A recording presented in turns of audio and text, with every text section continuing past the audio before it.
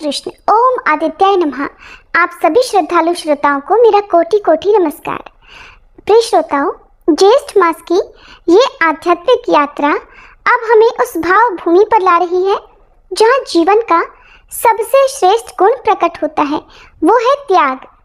धर्म केवल अर्जन का नाम नहीं, कभी कभी उसे खोकर भी पाना होता है। और त्याग वो दीप है जो भीतर की मोह तिमिर को हर लेता है, जिसमें आत्मा को प्रभु का साक्षात आलोक दिखाई देता है। आज 25वें दिन हम विनम्र हृदय से प्रार्थना करते हैं, हे वंशीधर श्री कृष्ण, हे दिव्य भास्कर सूर्यदेव, हमें इतना बल दो कि हम अपने भीतर छुपे स्वार्थ को पहचान सकें। हम आपके लिए, धर्म के लिए हर उस वस्तु का त्याग कर सकें जो हमें आपसे दूर करती है। तो आइए आज की उस कथा की ओर चलें जहां त्याग ही तप बनता है और तप ही पथ बनता है प्रभु की ओर। उससे पहले सुनते हैं आज की एक बहुत ही सुंदर और धार्मिक कथा। प्रिय श्रोताओं, आपने कान्हा जी के भक्तों की और कान्हा जी की भक्ति की कहानियां तो बहुत सुनी होंगी। आज आपको सुनाते हैं राधा रानी की एक सच्ची कहानी। जैसे कान्हा जी अपने सच्चे भक्तों पर बहुत जल्दी प्रसन्न हो जाते हैं और उनकी पुकार सुनकर वो दौड़े चले आते हैं, उसी तरह राधा रानी भी अपने भक्तों की पुकार जरूर सुनती हैं। एक बार की बात है, एक सेठ जी थे और एक गांव में रहा करते थे। भरा पूरा परिवार था। वो बहुत धनी थे। उनके 3 बेटे थे, लेकिन उनकी कोई भी बेटी नहीं थी। इस बात की कमी सेठ जी को बहुत खलती थी। कुछ समय बीता तो एक दिन सेठ जी की पत्नी का देहांत हो गया। समय का पहिया घूमता रहा।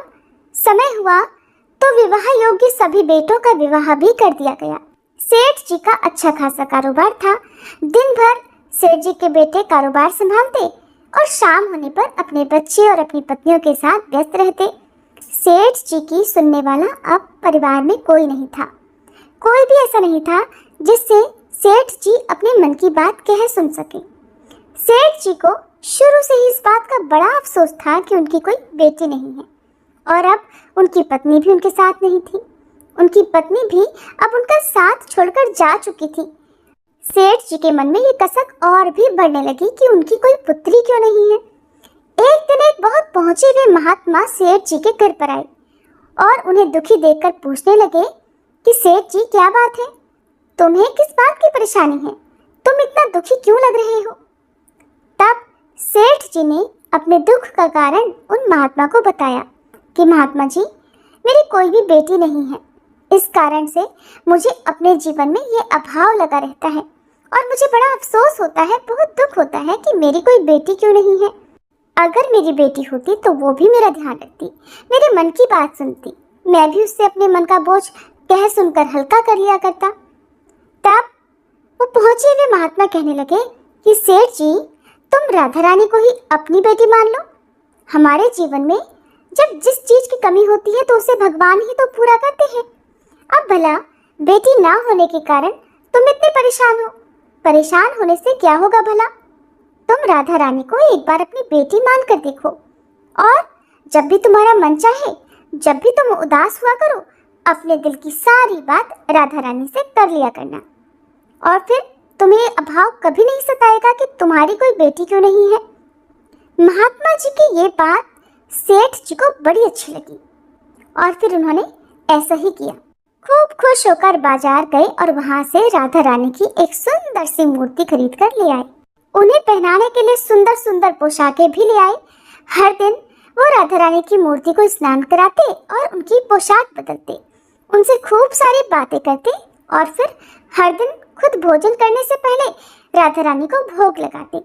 सोने से पहले ये उनका नियम बन गया था कि वो राधा रानी के साथ खूब बातें करते, दिन भर की बातें राधा रानी को सुनाया करते। ऐसा करते करते सेठ जी दिल से ही राधा रानी को अपनी बेटी मानने लगे और वो ये भूल ही गए कि उनकी कोई बेटी नहीं है और वे इस एक निर्जीव सी मूर्ति को ही अपनी बेटी मान बैठे हैं। लेकिन भक्ति में मगन सेठ जी को किसी भी बात का आभास नहीं था। उन्हें बस पता था तो ये कि उनकी एक बेटी है जिससे वो हर दिन खूब सारी बातें करते हैं। अब जब तक सेठ जी दिन भर राधा रानी से बात ना कर लें या उनकी पसंद का भोजन राधा रानी को ना खिला ले, उनका मन ही नहीं लगता था। जब तक वह उनसे बात नहीं कर लेते तब तक उनके मन को बड़ी बेचैनी रहती। बहुत सारी बातें करने के बाद, अपने दिल की सारी बातें कहने के बाद ही उनके मन को सुकून आया करता था। एक बार की बात है, सेठ जी के घर पर चूड़ी बेचने वाली एक मनिहारिन आया करती थी और सेठ जी की बहुएं उस मनिहारिन से खरीद कर चूड़ियाँ पहनती थी। एक दिन वह मनिहारिन चूड़ी बेचने के लिए सेठ जी के घर आई। तब उसने सेठ जी की तीनों बहुओं को उनकी पसंद की चूड़ियाँ पहनाई। मनिहारिन सेठ जी के घर पर बैठी हुई थी। सेठ जी की तीनों बहुएं तो चूड़ियाँ पहनकर चली गईं। उनके ही सामने एक छोटी सी कन्या आई और मनिहारिन से कहने लगी कि मुझे भी चूड़ियाँ पहना दो, खूब सारी रंग बिरंगी। चूड़ी वाली ने सोचा कि शायद सेठ जी के घर पर कोई मेहमान आया होगा, उन्हीं की ये कन्या होगी, तो उसने भी उस नन्ही बालिका को चूड़ियाँ पहना दी। और उसके बाद वो चूड़ी वाली मनिहारिन सेठ जी से पैसे मांगने सेठ जी की दुकान पर पहुंच गई और कहने लगी कि मुझे चूड़ियों के पैसे दे दो। और उसने पहले से अधिक पैसे मांगे तो सेठ जी ने कहा, क्या बात है, तुम हर बार तो इतने रुपए की चूड़ियाँ पहना कर जाती हो, क्या तुम्हारी चूड़ियाँ महंगी हो गई हैं जो हर बार से अधिक रुपए मांग रही हो? तो मनिहारिन बोली कि नहीं सेठ जी, मैंने चूड़ियों का दाम तो नहीं बढ़ाया, हाँ लेकिन आज मैंने 3 लोगों को नहीं बल्कि 4 लोगों को चूड़ियाँ पहनाई हैं। सेठ जी ने सुना तो कहने लगे, अरे तुमसे कोई गलती होगी, मेरे घर पर तो चूड़ी पहनने के लिए सिर्फ 3 बहुएं हैं, ये लो तुम 3 बहुओं की चूड़ी के पैसे रखो। मनिहारिन भी कुछ नहीं बोली, सेठ जी से पैसे लेकर चुपचाप अपने घर आ गई। शाम हुई तो सेठ जी दुकान से अपने घर पर आए। आकर उन्होंने सबसे पहले राधा रानी को भोग लगाया और फिर हर बार की तरह दिन भर की सारी बातें राधा रानी से बताई और सो गए। उस रात सेठ जी के सपने में राधा रानी आ गई और बोली, बाबा आपने चूड़ी वाली को मेरी चूड़ी के पैसे क्यों नहीं दिए?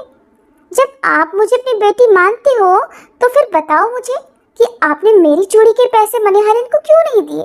ऐसा कहकर राधा रानी एक छोटी सी बेटी की तरह, लाडली बेटी की तरह सपने में रोने लगी। ये देखकर घबराहट के मारे सेठ जी की तो आंख खुल गई। अपनी लाडली बेटी को रोता देखकर सेठ जी भी रोने लगे। जब सुबह हुई तो भागे भागे मनिहारिन के घर गए और बहुत सारे सोने के सिक्के उसके पैरों में रख दिए और मनिहारिन से बोला कि बहन, तुम कल सच बोल रही थी कि तुमने कल 4 को ही चूड़ी पहनाई थी और मैंने तो श्री जी को अपनी बेटी माना है।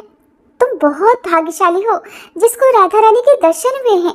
अरे मैं तो इतने दिनों से उनके दर्शन को तड़प रहा हूँ और तुमने बस एक बार में ही उनके दर्शन कर लिए। ऐसा कहकर सेठ जी रोने लगे। फिर हाथ जोड़कर बोले, बहन तुम्हें चूड़ी का जो भी दाम चाहिए मुझसे मांग लो।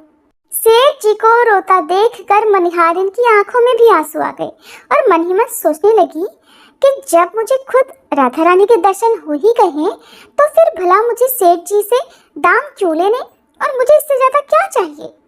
वो भी सेठ जी के सामने हाथ जोड़कर बोली कि आपके ही कारण मुझे राधा रानी के दर्शन हुए हैं और मेरा ये जीवन सफल हो पाया, अब मुझे कुछ नहीं चाहिए।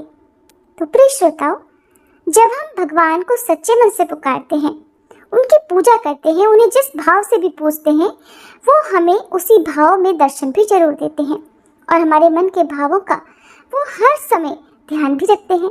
इसीलिए भगवान को आप चाहे किसी भी रूप में पूजें, बस आपके मन के भाव सच्चे होने चाहिए, तो भगवान आपकी सारी परेशानियां दूर करते हैं। आपके जीवन में जिस भी बात का अभाव होता है वो अभाव भी दूर करते हैं। ये थी आज की कहानी। अब सुनिए आज का महात्म्य। मुनि कहते हैं कि इस जगत की सृष्टि करके ब्रह्मा जी ने पूर्व कल्पों के अनुसार वर्ण, आश्रम, समुद्र, पर्वत और द्वीपों का विभाग किया। देवता, दैत्य तथा सर्प आदि के रूप और स्थान भी पहले की तरह ही बनाए। ब्रह्मा जी के मरीचि नाम से विख्यात जो पुत्र थे, उनके पुत्र कश्यप हुए। उनकी 13 पत्नियां हुई। वे सबकी सब प्रजापति दक्ष की कन्याएं थीं। उनसे देवता, दैत्य और नाग बहुत से पुत्र उत्पन्न हुए। माता अदिति ने त्रिभुवन के स्वामी देवताओं को जन्म दिया। दिति ने दैत्यों को तथा दनु ने महापराक्रमी और भयानक दानवों को उत्पन्न किया। विनता से गरुड़ और अरुण ये 2 पुत्र हुए।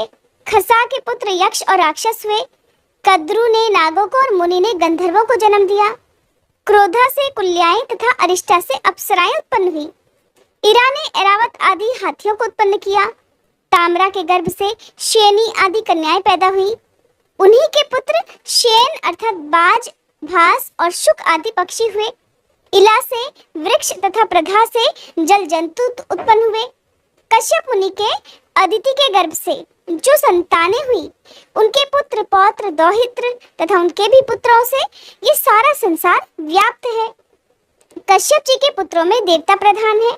इनमें कुछ तो सात्विक हैं, कुछ राजस हैं और कुछ तामस हैं।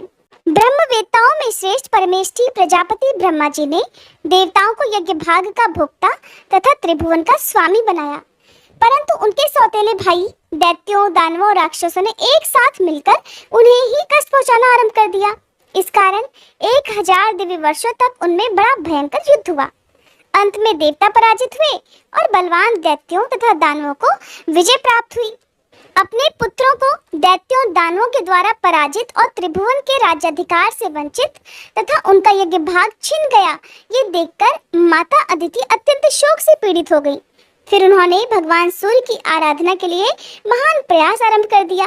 वे नियमित आहार करती हुई कठिन नियमों का पालन और आकाश में स्थित तेजो राशि भगवान सूर्य की स्तुति करने लगी।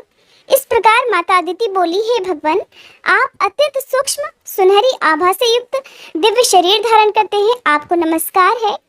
आप तेजस स्वरूप, तपस्वियों के ईश्वर, तेजस्वियों के ईश्वर, तेज के आधार और सनातन पुरुष हैं, आपको प्रणाम है।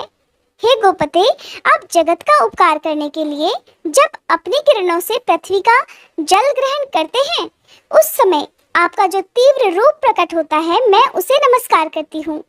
8 महीनों तक सोममय रस को ग्रहण करने के लिए आप जो अत्यंत तीव्र रूप धारण करते हैं, मैं उसे प्रणाम करती हूँ।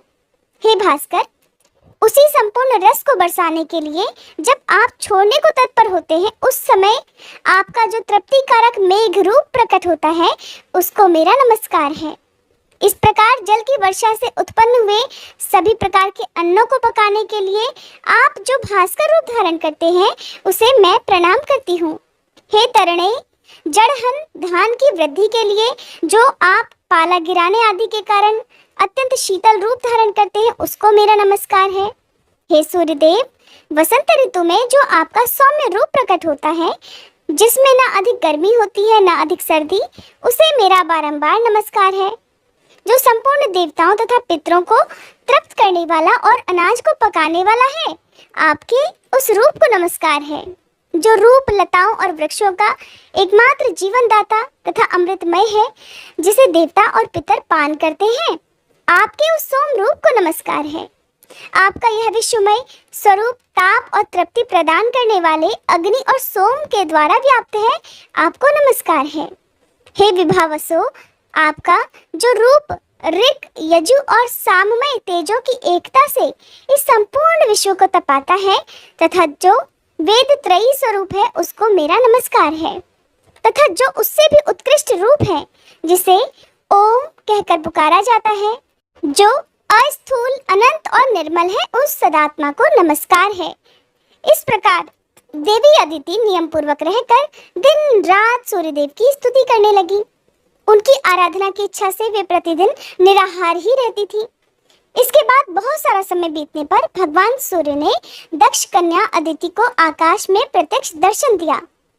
देवी अदिति ने देखा कि आकाश से पृथ्वी तक तेज का एक महान पुंज स्थित है।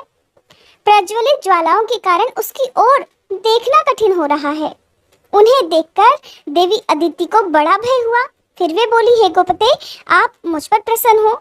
मैं पहले आकाश में आपको जिस प्रकार देखती थी, वैसे आज नहीं देख पाती। इस समय यहाँ भूतल पर मुझे केवल तेज का ही समुदाय दिखाई दे रहा है। हे दिवाकर, मुझ पर कृपा कीजिए, जिससे आपके रूप का दर्शन मैं कर सकूं। हे भक्तवत्सल प्रभु, मैं तो आपकी भक्त हूँ और आप मेरे पुत्रों की रक्षा कीजिए। आप ही ब्रह्मा होकर इस संपूर्ण विश्व की सृष्टि करते हैं। आप ही पालन करने के लिए तत्पर होकर सदा इसकी रक्षा करते हैं और अंत में सब कुछ ये आप में ही लीन हो जाता है। संपूर्ण लोकों में आपके सिवा दूसरी कोई गति नहीं है। आप ही श्री ब्रह्मा, विष्णु, शिव, इंद्र, कुबेर, यम, वरुण, वायु, चंद्रमा, अग्नि, आकाश, पर्वत और समुद्र हैं। आपका तेज सबका आत्मा है। आपकी क्या स्तुति की जाए प्रभु। हे यज्ञेश्वर, प्रतिदिन अपने कर्म में लगे हुए ब्राह्मण तरह तरह के पदों से आपकी स्तुति करते हुए यजन किया करते हैं। जिन्होंने अपने मन को अपने वश में कर लिया है, वे योगनिष्ठ पुरुष योग मार्ग से आपका ही ध्यान करते हुए परम पद को प्राप्त होते हैं। आप विश्व को ताप देते, उसे पकाते, उसकी रक्षा करते और उसे भस्म कर डालते हैं। फिर आप ही जल गर्भित शीतल किरणों द्वारा इस विश्व को प्रकट करते और आनंद देते हैं। कमल योनि ब्रह्मा जी के रूप में आप ही सृष्टि करते हैं। श्री विष्णु नाम से आप ही पालन करते हैं और कल्पांत में रुद्र रूप धारण करके आप ही संपूर्ण जगत का संहार करते हैं। मुनि कहते हैं कि इसके बाद भगवान सूर्य अपने उस तेज से प्रकट हुए। उस समय वे तपाए हुए तांबे की तरह कांतिमान दिखाई देते थे। देवी अदिति उनका दर्शन करके चरणों में गिर पड़ी। तब भगवान सूर्य कहने लगे, देवी, तुम्हारी जो इच्छा हो वह वर मुझसे मांग लो। तब देवी अदिति घुटने के बल से पृथ्वी पर बैठ गई और मस्तक झुकाकर प्रणाम करके वरदायक भगवान सूर्य से बोली, क्योंकि ऐसा कहा जाता है कि महिलाओं को, स्त्रियों को कभी भी साष्टांग दंडवत प्रणाम नहीं करना चाहिए। तब देवी बोली, हे सूर्यदेव, आप प्रसन्न हो।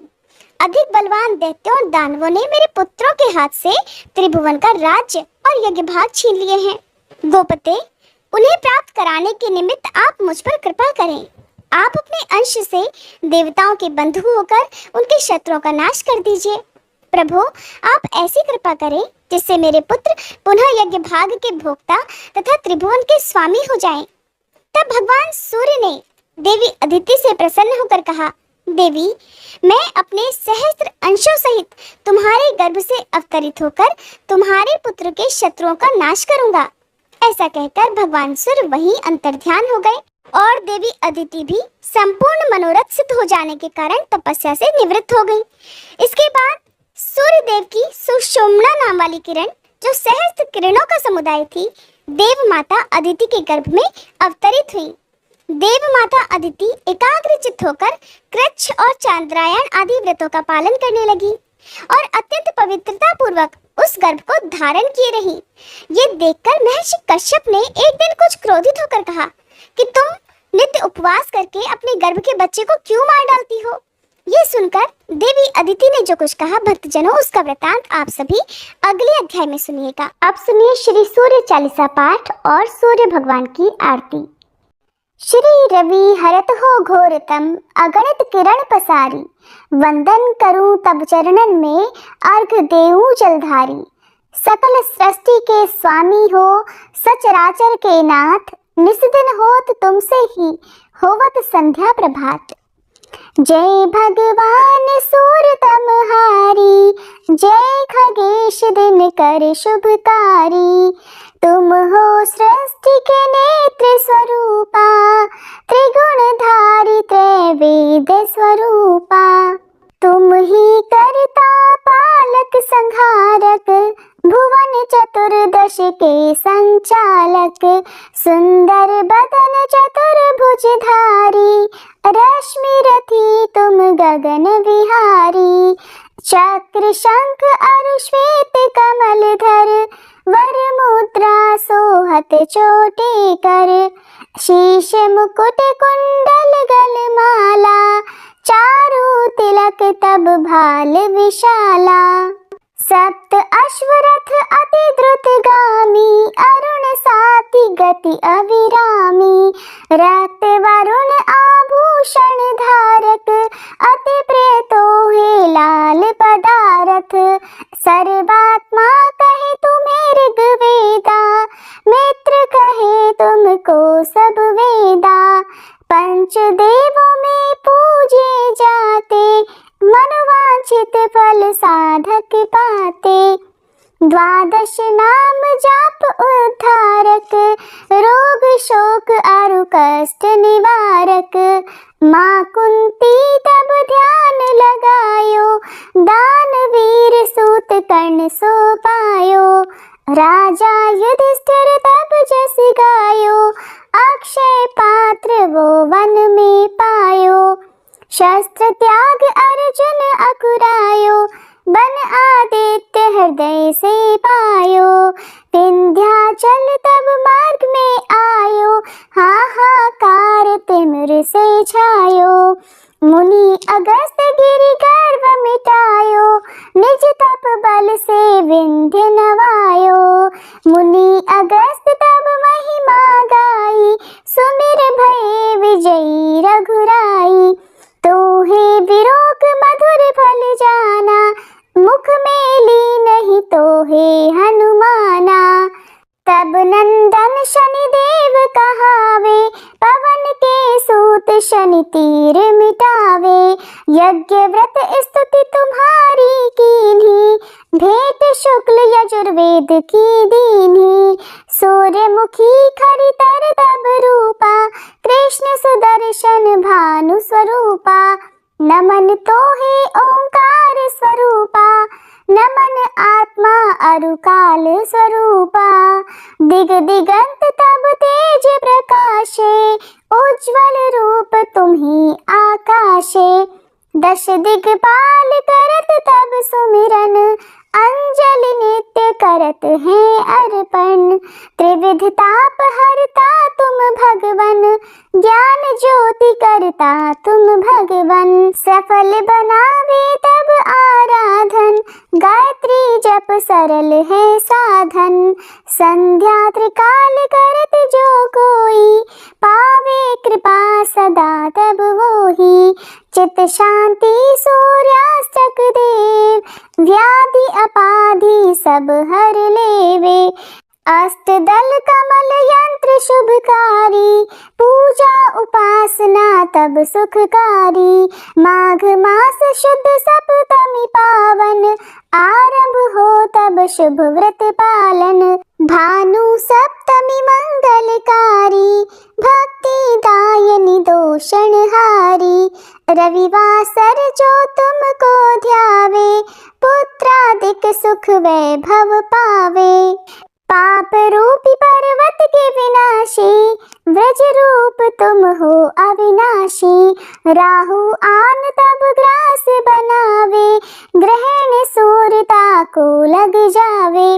धर्म दान तब करते हैं साधक, मिटत राहु तब पीड़ा बाधक। सूर्य देव तब कृपा कीजे, दीर्घ आयु बल बुद्धि दीजे। सूर्य उपासना कर नित ध्यावे, कुष्ठ रोग से मुक्ति पावे। दक्षिण दिशा तोरी गति जावे, दक्षिणायन वो ही कहलावे। उत्तर मार्गी तोरु रथ होवे, उत्तरायण तब वो कहलावे। मन और वचन कर्म हो पावन, संयम करता भलित आराधन। भरत दास चिंतन करत घर दिन कर तब ध्यान, रखियो कृपा इस भक्त पे तुम्हारी सूर्य भगवान। ओम जय सूर्य भगवान, जय हो दिनकर भगवान। जगत के नेत्र स्वरूपा, तुम हो त्रिगुण स्वरूपा। धरत सब ही तब ध्यान, ओम जय सूर्य भगवान। सारथी अरुण है प्रभु, तुम श्वेत कमल धारी। तुम चार भुजाधारी, अश्व है सात तुम्हारे। कोटि किरण पसारे, तुम हो देव महान। ओम जय सूर्य भगवान। उषा काल में जब तुम उदयाचल आते, सब तब दर्शन पाते।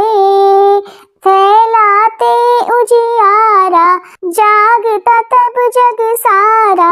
करे सब तब गुणगान, ओम जय सूर्य भगवान। संध्या में भुवनेश्वर अस्ताचल जाते, गोधन तब घर आते। गोधूली बेला में हर घर हर आंगन में, हो तब महिमा गान। ओम जय सूर्य भगवान। देव दनुज नर नारी, ऋषि मुनिवर भजते आदि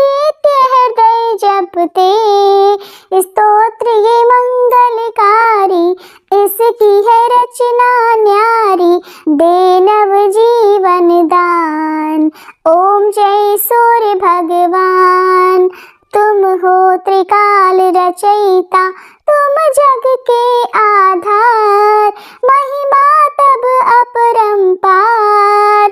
प्राणों का सिंचन करके भक्तों को अपने देते, बल बुद्धि और ज्ञान। ओम जय सूर्य भगवान।